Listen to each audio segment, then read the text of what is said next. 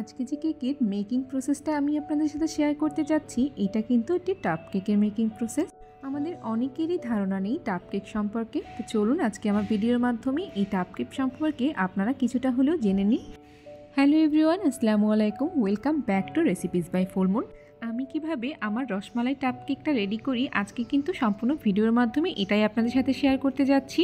প্রথমেই আমি এখানে আমার 1 পাউন্ডে একটি ভ্যানিলা স্পঞ্জ কেক নিয়ে নিয়েছি, আর আমি কিন্তু এটা প্লেন ভ্যানিলা কেক নিয়েছি। আর এটার উপরেই আমি এখন কিন্তু আমার মালাইটা দিয়ে নিচ্ছি, আর এই মালাইটা কিন্তু আমার রসমালাইয়েরই মালাই, আর এটা কিন্তু খেতে অনেক বেশি মজাদার হয়। আর তারপরে আমি এটার উপরে কিছুটা ক্রিম দিয়ে আমার যে রোজ মেকিংয়ের নেলটা থাকে এটা দিয়ে ক্রিমটা সুন্দরভাবে সমান করে নিচ্ছি।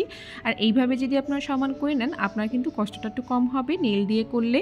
আর তার পরবর্তীতে আমি কিন্তু আমার ম্যাশ করা রসমালাইটা দিয়ে নিচ্ছি, মানে রসমালাইয়ের মিষ্টিটা দিয়ে দিচ্ছি।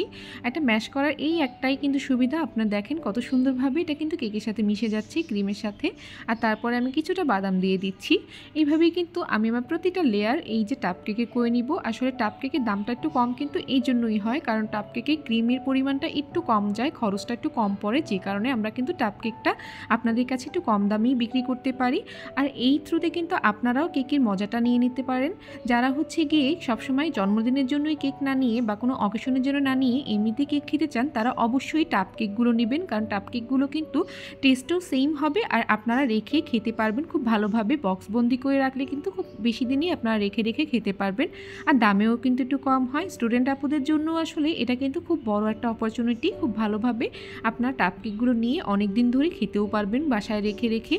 ক্রিমের জিনিস সরাসরি ফ্রিজে রাখলে ক্রিমটা কিন্তু একটু শক্ত হয়ে যেতে চায় বা ক্রিমটা একটু নষ্ট হয়ে যায় তাড়াতাড়ি, কিন্তু আপনি যদি এটাকে এরকমভাবে বক্সবন্দি করে রাখেন তবে কিন্তু এটা কোনোভাবে কোনো নষ্ট হওয়ার চান্স থাকে না। 6-7 দিন আপনি এমনিতেও খেতে পারবেন। কিন্তু রসমালাই কেক কিন্তু 6-7 দিন খাওয়া যায় না, এটা আসলে আপনারা চেষ্টা করবেন না। এটা যদি আপনাদের খেতে হয় 2-3 দিনের বেশি আপনারা কিন্তু রেখে বেঁধে খেতে পারবেন না, কারণ যেহেতু এটা দুধের জিনিস এটা নষ্ট হয় খুব তাড়াতাড়ি। কিন্তু অন্যান্য কেকগুলো একটু বেশি টাইম রেখেই খাওয়া যায়। তো আমি আমার প্রত্যেকটা লেয়ার করে এর উপরে কিন্তু চকলেট গানাশ দিয়ে দিয়েছি। আর এই চকলেট গানাশটা কিন্তু অনেক বেশি মজাদার হয়ে থাকে। যারা আমাদের রসমালাই কেক খেয়েছেন তারা কিন্তু অবশ্যই জানেন এটা আমি কিভাবে বানাই আর কতটা মজার হয় এই চকলেট গানাশটা।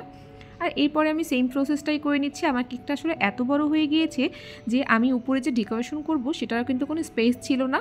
পরবর্তীতে এটা কিন্তু ঢাকনা দিতে একটু সমস্যা হয়ে যায়, তবে আমি আমার মতন করে সম্পূর্ণ করে নিচ্ছি। আর উপরে আমি কিন্তু এখন গার্নিশিং করে নিচ্ছি, আপনারা দেখতেই পাচ্ছেন। টাপ কেক কম দামে নিচ্ছেন তাই যে টাপ কেকের স্বাদে কোনো পরিবর্তন আসবে এমন কিন্তু না, এটাও কিন্তু সেম স্বাদই আপনারা পাবেন। কথা বলতে বলতে আমি কিন্তু আমার ভিডিওর একদম শেষ পর্যায়ে চলে এসেছি। ভিডিওটি ভালো লেগে থাকলে লাইক কমেন্ট শেয়ার দিয়ে আমাদের সাথেই থাকবেন। আজকের মতন এখানেই বিদায় নিচ্ছি। আল্লাহ হাফিজ।